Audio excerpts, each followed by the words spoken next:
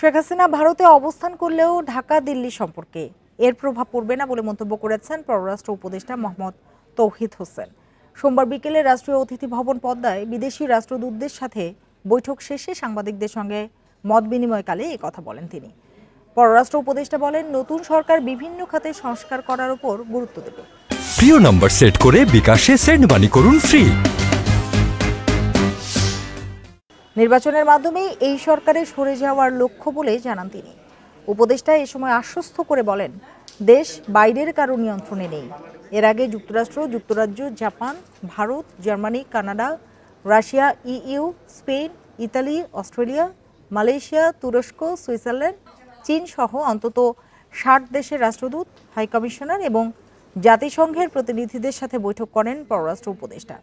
বৈঠকে মানবাধিকার রক্ষায় নতুন সরকার সর্বোচ্চ গুরুত্ব দেবে বলে জাতিসংঘ সহ বিদেশি রাষ্ট্রদূতদের আশ্বস্ত করেন তিনি।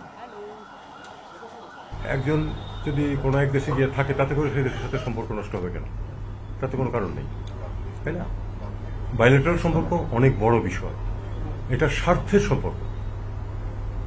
বন্ধুত্বটাও কিন্তু স্বার্থের জন্য, স্বার্থ বিঘ্নিত হলে কিন্তু বন্ধুত্ব থাকে না। তো দুই পক্ষের স্বার্থ আছে, বাংলাদেশে ভারতের স্বার্থ আছে, ভারতে আমাদের স্বার্থ আছে, কাজে আমরা সেই স্বার্থকে ফলো করবো এবং আমাদের সুসম্পর্ক বজায় রাখার সবসময় চেষ্টা করতে